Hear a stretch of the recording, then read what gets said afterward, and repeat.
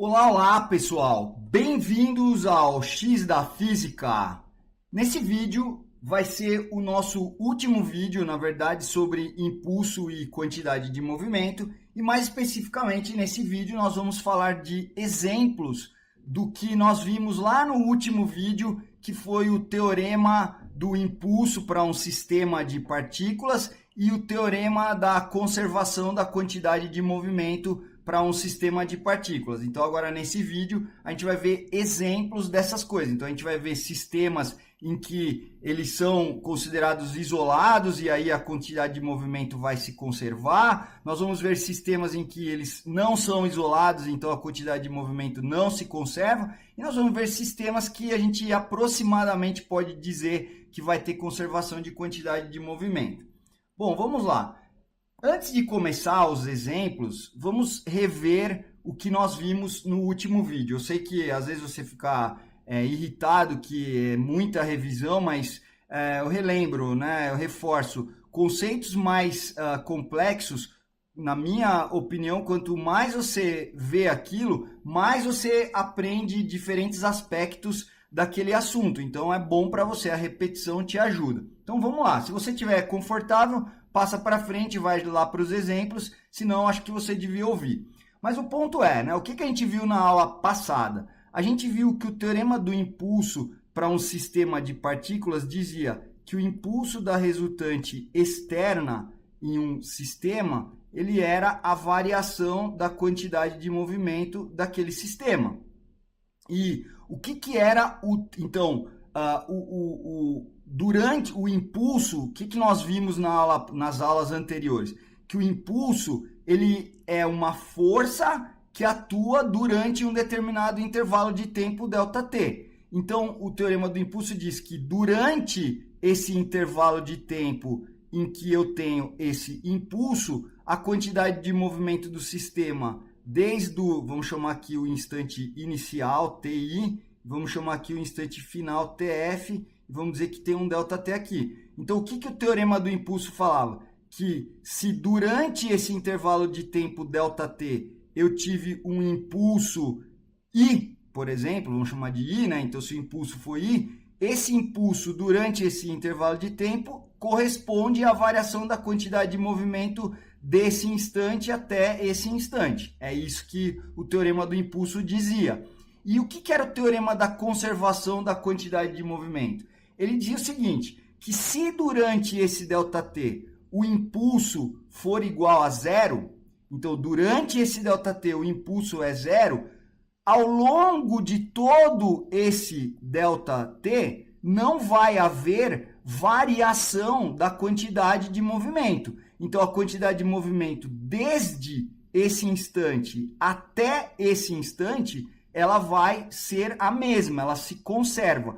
Veja que eu não estou falando que a quantidade de movimento só aqui, nesse instante, é igual à quantidade de movimento aqui. Sim, isso também ocorre, mas a quantidade de movimento desde esse instante até qualquer ponto que você pegar no tempo, até esse instante, durante todo esse intervalo de tempo durante o qual o impulso da resultante externa foi zero, então durante todo esse intervalo em que o impulso da resultante externa foi zero, a quantidade de movimento do sistema não variou, ela permaneceu constante, ela se conservou. Então quais são os casos em que a gente vai ter na prática impulso da resultante externa zero? A gente viu que eram dois casos. O primeiro caso é quando a resultante externa é zero, ou porque não tem força externa, ou porque as forças externas que atuam, a soma vetorial delas é zero. Então, nesse caso, o impulso da resultante externa é zero e eu vou ter conservação da quantidade de movimento do sistema. Qual é o outro caso? Em que eu tenho fenômenos que são extremamente rápidos, e aí, nesse caso, eu até posso ter forças externas atuando com um resultante diferente de zero. Só que essas forças externas não podem ser impulsivas. A gente viu que as forças impulsivas são aquelas forças que elas são tão intensas que mesmo durante um intervalo de tempo muito, muito pequeno, elas produzem efeitos consideráveis. Então, quais são os dois casos? Ou a resultante externa é zero, e aí tranquilo, durante o tempo em que a resultante externa é zero, o impulso da resultante externa é zero, e aí é fácil, ou situações em que a resultante externa nem é zero, só que os fenômenos que nós estamos estudando são tão rápidos que durante esse intervalo de tempo muito pequeno, como as forças não serão impulsivas, aí o resultado, né, o efeito delas pode ser desprezado. Então são essas duas situações que a gente vai que a gente vai poder aplicar o teorema da conservação da quantidade de movimento. Só que, além disso, o que eu comentei? Que o teorema do impulso, né, que o impulso da resultante externa é a variação da quantidade de movimento do sistema, esse teorema é uma equação vetorial. Então, como toda equação vetorial, ela pode ser decomposta em duas direções. Eu posso ter uma direção x e uma direção y, que em geral vai ser horizontal e vertical, mas não precisa. Basta pegar duas direções perpendiculares e fazer as decomposições ortogonais, como a gente viu lá na aula de cálculo vetorial. Mas o fato é, às vezes eu vou poder aplicar o teorema do impulso nessa forma completa, né? Para o impulso da resultante externa é a variação da quantidade de movimento do sistema, e aí o impulso é zero, e aí a quantidade de movimento do sistema inteirinho se conserva e pronto. Esse é o caso mais simples que tem. Os casos mais complexos, o que vai acontecer? Quando eu decompuser o teorema do impulso nessas duas direções, eu posso ter situações em que, em uma determinada direção, por exemplo, na x ou na direção y, o impulso é zero, e na outra pode ser que não seja. Então, pode ser que eu tenha situações em que nas duas direções o impulso da resultante externa é zero, mas pode ser que eu tenha situações em que só em uma dessas direções o impulso da resultante externa é zero. Então, o que a gente já viu? Que o sistema pode ser isolado, ou seja, eu vou aplicar a conservação da quantidade de movimento ou apenas na horizontal, na direção x. Então, se a resultante externa for zero na direção x, então o impulso da resultante externa na direção x é zero e, portanto, a quantidade de movimento do sistema na direção x, ou seja, pega todas as quantidades de movimento de todos os corpos e faz a decomposição na direção x e na direção y, e aqui a gente está falando só da direção x. Então, a soma de todas as quantidades de movimento, soma vetorial, né, de todas as quantidades de movimento na direção x, antes, no instante inicial e no instante final, elas são iguais, né? As quantidades de movimento na direção x se conservam. Ou eu posso ter situações em que o sistema é isolado apenas na vertical. A resultante externa na direção y é zero, portanto o impulso da resultante externa na direção y é zero, e portanto eu vou ter conservação de quantidade de movimento só na direção y. E como eu já comentei, tem o caso em que em todas as direções a resultante externa é zero, x e y, portanto a quantidade de movimento final total do sistema é igual à inicial, não precisa pensar em componentes, tá bom? Então vamos lá ver os exercícios, os exemplos aqui que podem aparecer, né? Que são exemplos interessantes, eles são casos, óbvio, particulares, mas se você olhar vários exercícios, eles são análogos a isso que eu estou falando aqui. Então imagina que eu tenho uma bomba, uma granada, né, explodindo. Então imagina que eu dividi essa granada em 4 pedaços. Então é como se eu falasse que essa granada tem 4 pedaços aqui, 1, 2, 3, 4. E essas forças que eu estou desenhando, então, por exemplo, a força interna 1 é a força que esse pedaço trocou com todos os outros 3, com todo o resto da minha granada. Então, o pedaço 1 recebe de todo o resto essa força, o pedaço 2 recebe de todo o resto essa força, o 3 e o 4 e assim vai. E essas são forças internas. Como a gente já sabe, as forças internas são pares ação e reação dentro do sistema. Então, a soma vetorial, obviamente, de todas as forças internas, ela vai dar sempre zero, tanto que no teorema do impulso e no teorema da conservação da quantidade de movimento, eu nem preciso me preocupar com as forças internas, eu só estou reforçando aqui. Então, como é que eu vou aplicar o teorema do impulso e o teorema da conservação da quantidade de movimento para essa situação? Note que além dessas forças internas, óbvio, a granada tem massa, então ela tem peso. Cada pedacinho lá está sendo puxado, atraído pela Terra, e essa é uma força externa ao sistema. Só que a força externa, o peso, ela não é nem de longe comparável à intensidade, à magnitude dessas forças. Ela é muito, muito, muito menor. Essas forças aqui são forças que são originadas em uma explosão, elas são forças gigantescas, né? E, são forças impulsivas. Agora, essa força aqui, que é a massa vezes a aceleração, o mg, né? A gente viu peso igual a mg, então o peso da granada é pouquinho, é muito, muito, muito pequeno quando comparado com essas outras forças. Então, voltando aqui, né? O que a gente pode falar sobre esse sistema?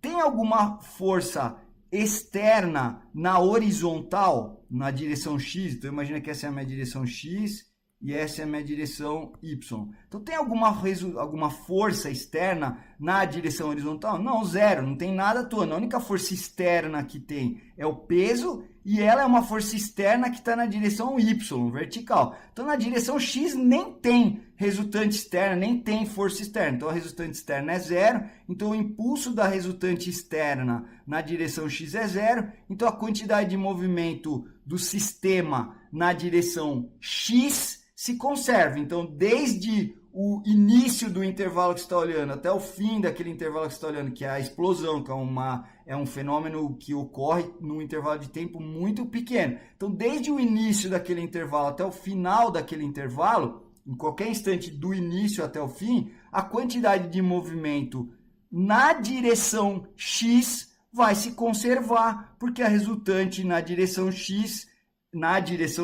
é zero. Tá.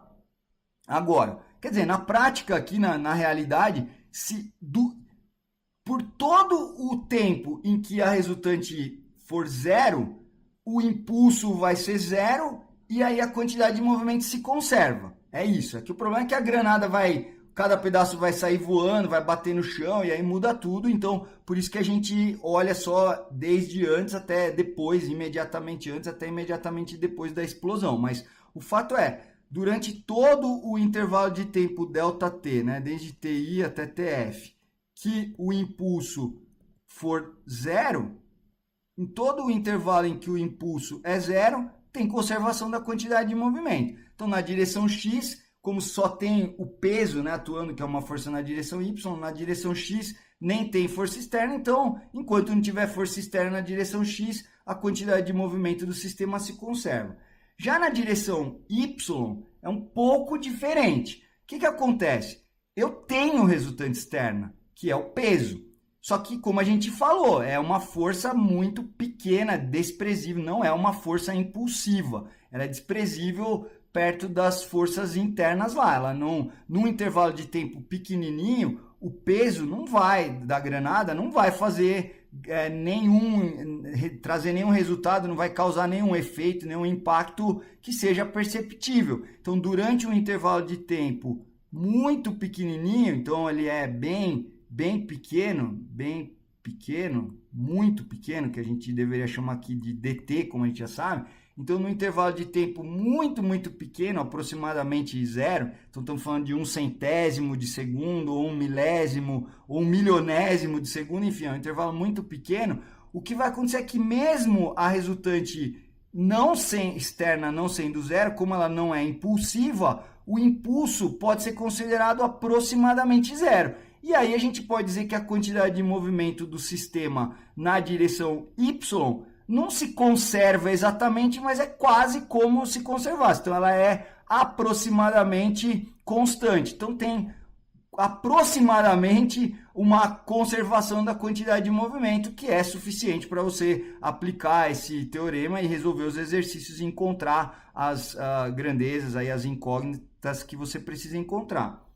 Bom, nesse caso, como na direção x ele é um sistema isolado, a resultante é zero, e na direção y não é zero, mas é aproximadamente zero, e o impulso, né, quer dizer, a força externa é o peso, mas o impulso que é o peso atuando durante o intervalo de tempo ΔT pequenininho, esse impulso vai ser aproximadamente zero. Então, como eu tenho impulso igual a zero na direção x, e impulso aproximadamente zero durante aquele intervalo de tempo ΔT, eu posso dizer que olhando para o sistema inteiro, a quantidade de movimento total do sistema, tanto na direção x, y, a soma vetorial de tudo, ela aproximadamente se conserva. Mas o ideal na hora de aplicar os exercícios, fica mais fácil para você, inclusive, é separar na direção x e na direção y e ver o que acontece na direção x e o que acontece na direção y. Claro que se houver conservação de quantidade de movimento nas duas direções, então a quantidade de movimento total também se conservou. Então esse é o primeiro exemplo. Só para ficar mais claro o que você vai acabar encontrando aí nos exercícios, imagina que eu tivesse, por exemplo, uma bomba que explodiu, só que vamos dizer que essa bomba explodiu em 3 pedaços, vai? Então ela estava paradinha, quieta, e depois, na hora que ela explodiu, eu tenho o pedaço 1 que saiu voando com velocidade V1, o pedaço 2, vamos dizer que ele saiu voando para cá com velocidade V2, e o pedaço 3 saiu voando para cá com velocidade V3, e esse pedaço 1 tem massa M1, o pedaço 2 tem massa M2, e o pedaço 3 vai ter massa M3. Então, como é que eu vou resolver isso? Eu vou ter que adotar os eixos x e y. Então, por exemplo, que a quantidade, a gente já viu, né? A quantidade de movimento do sistema nada mais é do que a quantidade de movimento de cada uma das partes. Q1 mais Q2 mais Q3, soma todo mundo que está lá. É a soma vetorial. Então, o que é a quantidade de movimento num determinado instante? Por exemplo, se eu pegar só a partícula 1, como é que eu faço para decompor? Então, eu tenho lá a velocidade dela, a gente já sabe, né? V1, então eu vou pegar e decompor aqui, e vou ter o V1 na direção x, vou decompor essa velocidade aqui, eu vou ter o V1 na direção y, e se eu multiplicar pela massa, eu vou ter a quantidade de movimento 1. E aí, se eu fizer a decomposição aqui, eu vou ter a quantidade de movimento na direção x, e a mesma coisa aqui, eu vou ter a quantidade de movimento na direção Q1, na direção y. Então, eu deveria fazer isso para todos os corpos, então para o pedaço 1, para o pedaço 2 e para o pedaço 3, e aí eu vou dizer o quê? Então, vamos dizer que no início a bomba estava parada, então a velocidade da bomba era 0, né? Quando ela estava quietinha lá. Aí ela explodiu, cada pedaço foi para um lado. Então, o corpo 1 vai ter uma determinada velocidade, uma determinada quantidade de movimento, que eu posso decompor na direção x e y. O 2 a mesma coisa e o 3 a mesma coisa. E aí eu vou lá, vamos dizer que eu vou aplicar e vou falar que na direção x a quantidade de movimento vai se conservar. Então, eu tenho que pegar todos os vetores que representam aí, né, a quantidade de movimento na direção x, Q1x, Q2x, Q3x, e a soma vetorial dessas componentes na horizontal, né, na direção x, essa soma vetorial vai se conservar. A variação dela é 0, ou seja, o que eu tenho no instante inicial é o que eu tenho no instante final. Como no instante inicial era 0, nesse caso, no instante final vai ser 0 também. Então, a soma de todos as componentes das quantidades de movimento na direção x, e se eu aplicasse para a direção y e falasse que tem conservação de quantidade de movimento na direção y, é a mesma coisa. Soma vetorialmente as quantidades de movimento na direção y, no início e no fim, fala que elas são iguais, tá bom? Então é assim que você vai aplicar essa teoria nos exercícios. Vamos dar uma olhada agora no outro exemplo, exemplo 2. Então, o que acontece nessa situação? Eu tenho 2 carros que vão se chocar, vão colidir. E o que acontece nessa situação? Primeira coisa, eu vou desenhar as forças aqui que atuam nesses carros enquanto eles estão se chocando. Então, eu vou ter... meu sistema são os 2 carros. Então, o que eu tenho? As forças internas, que eu desenhei em azul aqui, que é a força que o carro A... vamos chamar esse carro da esquerda de A e esse carro da direita de B. Então, a força que o carro A aplicou no B é uma força interna gigante, é essa aqui. A força que o B aplicou no A é uma força interna gigante aqui. E eu vou ter forças externas, que são o peso do carro e a força normal que o carro recebe, né? O peso ele recebe da Terra, força da gravidade, tanto o A como o B, a força normal os carros recebem do chão, e a força de atrito é o atrito do pneu com o chão, também é uma força externa recebida pelos carros do chão, né? O meu sistema sendo o carro, então tudo que vem de fora da terra, do chão, é força externa. Então o que acontece nessa situação?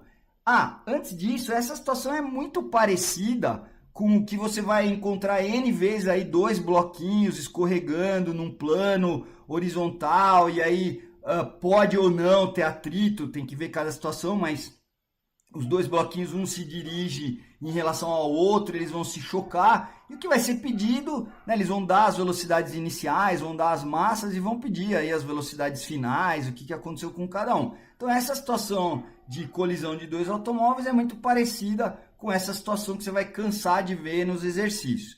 Então, o que vai acontecer nessa situação? Vamos de novo aplicar o teorema do impulso e ver se dá para ter conservação de quantidade de movimento ou não em cada uma das direções aí. Então vamos olhar para a direção horizontal. Então quem que eu tenho de forças atuando na direção horizontal? Eu tenho lá os atritos. Então não é claramente um sistema isolado, a resultante externa não é zero na direção horizontal, mas essas forças, nesse caso, essas forças de atrito, que são as forças que estão na horizontal, então se eu imaginasse nesse meu sistema vai ter uma força de atrito para lá e uma força de atrito para lá, né?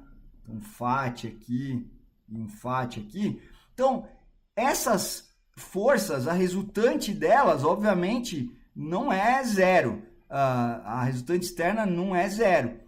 Porém, o que acontece? Se eu olhar esse fenômeno durante um intervalo de tempo muito pequeno, aproximadamente igual a zero, o que vai acontecer é que, como essas forças não são forças impulsivas,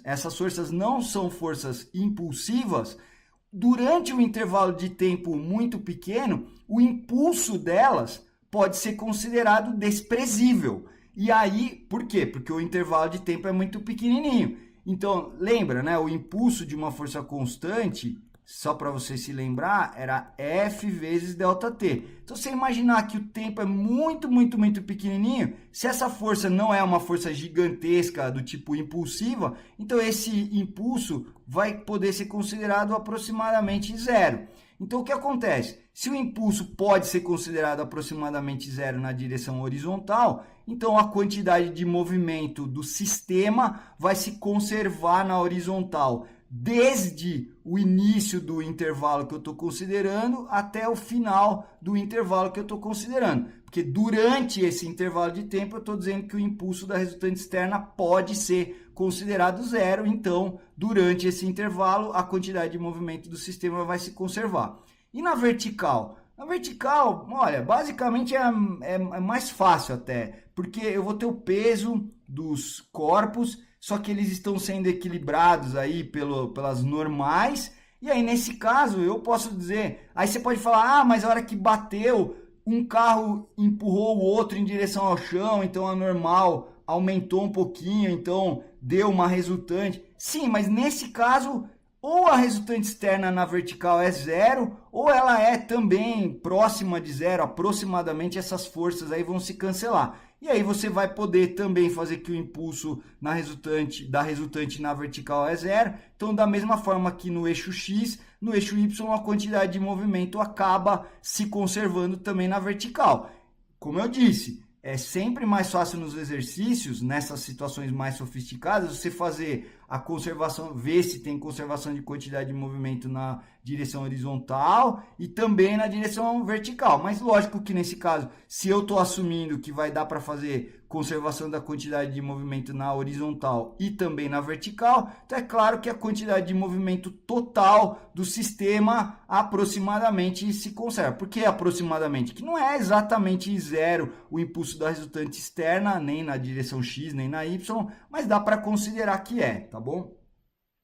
Agora vamos ver uma situação mais interessante ainda. Imagina que eu tenha um canhão e esse canhão disparou uma bomba, né? uma bola de metal aí que é o projétil aí que está dentro desse canhão.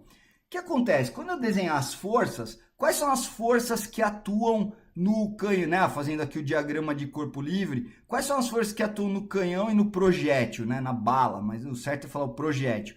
Então, o que acontece? O canhão empurrou o projétil e o projétil, por ação e reação, empurrou o canhão. Essa é uma força interna. Quem que é o meu sistema? É o canhão mais o projétil. Então, o que acontece? O meu sistema, sendo o canhão e o projétil, todas as forças que forem trocadas entre esses dois corpos são forças internas. No caso, é só essa força que eu desenhei em rosa, que é a força que o canhão aplicou no projétil e a força que o projétil aplicou no canhão. Essas são forças internas. A gente já sabe que, do ponto de vista da conservação da quantidade de movimento, não me interessa olhar para as forças internas para ver se vai ter conservação de quantidade de movimento ou não. Eu preciso olhar só para a resultante externa. Mas eu estou desenhando aqui, você já vai entender por quê. É porque eu estou contando a história do que está acontecendo durante esse fenômeno. Então, quando tiver explosão lá dentro da pólvora, ela vai empurrar o projétil e o projétil empurra o canhão.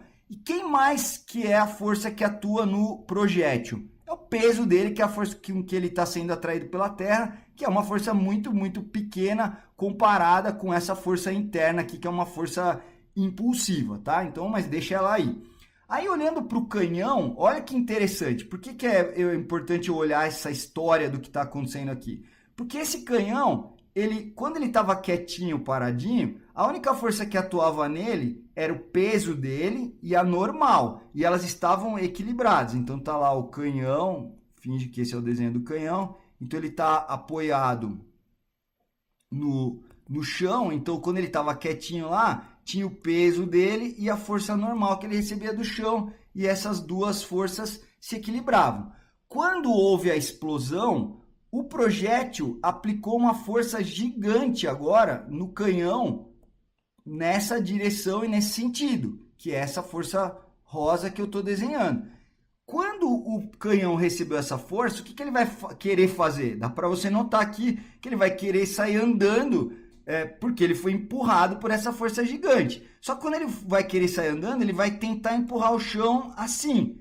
E o chão, o que vai fazer? Vai devolver nele uma força que é uma normal muito maior do que essa original que eu tinha aqui. Então, não vai mais ter essa força normal. Agora vai ser uma força normal bem maior do que essa que era. Então, ela vai crescer.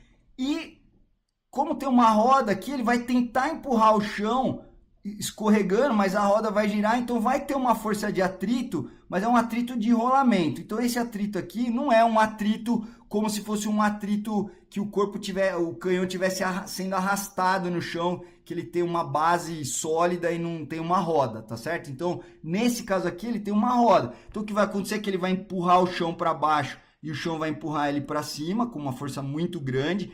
Essa força é uma força muito grande, essa daqui, só que ela é uma força interna. Eu não me preocupo com ela do ponto de vista de conservação da quantidade de movimento do sistema. Agora, essa é uma força impulsiva. Por que ela é impulsiva? Porque quando o canhão recebeu essa força gigantesca, ele vai querer sair andando. Aí ele vai empurrar o chão com uma força gigante e o chão devolve com uma força gigante.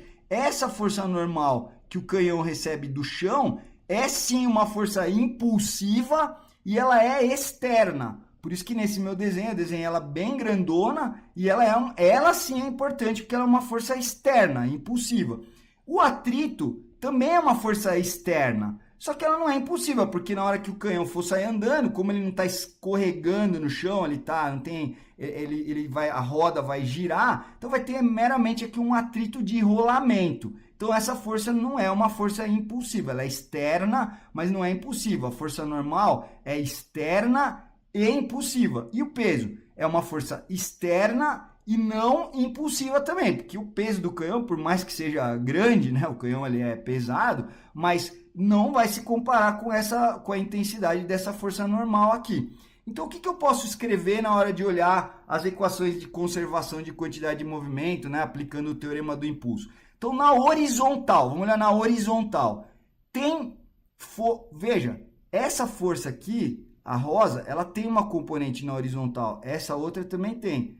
Mas eu não estou nem ligando para elas, esquece, Por quê? Porque elas são forças internas. Eu não preciso me preocupar. O teorema do impulso diz que tanto na horizontal como na vertical, eu tenho que olhar o impulso da resultante externa. Então, essa força do canhão, que o canhão aplicou no projétil, que o projétil aplicou no canhão, ela é impulsiva sim, só que ela é interna, não me preocupo com ela. Então, vamos olhar na direção horizontal, quem são as forças externas que atuam? Forças externas, atrito, normal, peso do canhão e peso do projétil. Qual está na horizontal? Só o atrito. Então, a minha resultante externa na direção horizontal é o atrito. Como esse atrito não é uma força impulsiva, e se eu for estudar o que está acontecendo durante a explosão, né, durante o disparo desse projétil, eu vou pegar, como sempre, um intervalo de tempo pequenininho, que eu vou te dizer que começou em TI e terminou em TF, e esse intervalo é aproximadamente zero, ele é muito pequeno. Então, uma força que não é impulsiva, tem resultante externa, mas ela não é impulsiva, então eu posso dizer que o impulso da resultante externa durante um intervalo de tempo muito pequeno, ele é aproximadamente zero. E nesse caso, como eu estou dizendo que o impulso da resultante externa na direção X aqui é aproximadamente zero, durante esse intervalo de tempo em que o impulso vai ser considerado zero, a quantidade de movimento do sistema na direção X também vai se conservar. Então, desde o início até qualquer ponto no meio, até o fim, né, desse intervalo, enquanto o impulso da resultante externa na direção X for zero, a quantidade de movimento do sistema se conserva na direção X. Na direção Y, vamos olhar. Quem é a resultante externa na direção Y? Forças externas, atrito, peso do canhão, a normal e o peso do projétil. Essas forças rosas, eu já falei, elas são impulsivas, mas não preciso olhar porque elas são internas. O teorema do impulso requer que eu olhe só para a resultante externa. Agora vamos olhar a resultante externa na direção Y. Na direção Y é a normal, esse peso do canhão e o peso do projétil. Vamos ver, o peso não é uma força impulsiva, nem esse peso desse projétil. Porém, a força normal, que é uma força externa que foi recebida do chão, e ela é impulsiva, porque, como eu expliquei antes, o canhão, a hora que ele recebeu essa força interna, ele vai querer sair andando e empurra o chão com uma força violenta. E o chão empurra ele para cima. Então, essa força é um problema, porque ela é externa e ela é impulsiva. Então, nesse caso, mesmo considerando um intervalo de tempo bem pequeno, não dá para dizer que o impulso da resultante externa na direção Y é zero. Por quê? Porque tem uma resultante externa na direção Y que é do tipo impulsivo. Então, não vai dar para falar que o sistema é isolado aproximadamente. Nesse caso, como a força é pequena, dá para falar que ela é quase zero. Ela não é zero, mas durante um intervalo de tempo pequeno ela nem vai produzir efeito. Isso dá para falar. Agora, nesse caso, que a força externa na direção Y é do tipo impulsiva, o impulso dela não pode ser desprezado mesmo que o intervalo de tempo seja muito pequeno. E aí, a quantidade de movimento na vertical não vai se conservar. Então, óbvio que se na horizontal conserva, mas na vertical não, então o total também não vai conservar. Então, a quantidade de movimento total final é diferente da inicial. Mas, o que eu posso fazer na hora de aplicar o exercício é fazer isso. Então, quando é diferente, eu não posso resolver equação nenhuma aí. Não tem equação, tem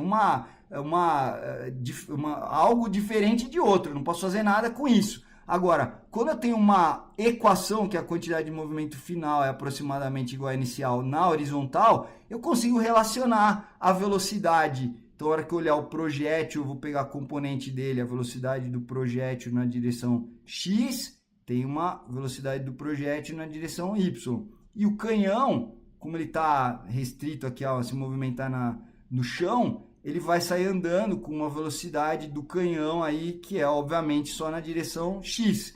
Então, o que eu posso fazer é pegar as quantidades de movimento que estão na direção X, que vai ter relação com o canhão que está se movimentando na direção X, e com essa componente, né, da quantidade de movimento do projétil, que ele vai ter velocidade na direção X aqui, e aplicando o teorema da conservação da quantidade de movimento na direção X, que é a quantidade de movimento final na direção X é igual à quantidade de movimento inicial na direção X, decompõe então a quantidade de movimento total na direção X e Y, e na direção X eu poderei falar que tem conservação da quantidade de movimento, tá bom? Pessoal, esse assunto não é simples, é um assunto que é, primeiro, fundamental dentro da física, então é certeza que você vai encontrar questão sobre isso nos vestibulares, só que esse assunto é um assunto já manjado, já é conhecido, então a ideia é que cada vez apareçam situações novas, diferentes, que se você não compreender profundamente como aplica o teorema do impulso para um sistema e o teorema da conservação da quantidade de movimento para um sistema, se você só ficar decorando fórmulas, a situação que aparecer você não vai conseguir resolver, porque ela vai tender a ser uma situação mais complexa. As situações mais simples, mais manjadas, já não caem mais. Então, o que eu recomendo que você faça é que você vá no livro, leia de novo a teoria, veja novamente a aula e, principalmente, acompanhe os exercícios resolvidos. Tente, depois que você lê os exercícios resolvidos, você fazer o exercício resolvido e depois você vai para os exercícios propostos lá nos 3 níveis, os mais simples, os intermediários e os avançados, que assim eu garanto que você vai conhecer tudo sobre esse assunto e vai tirar nota 10 nas suas provas, nos seus exames, tá bom? Então, espero te encontrar lá no próximo vídeo. Um abraço e até lá!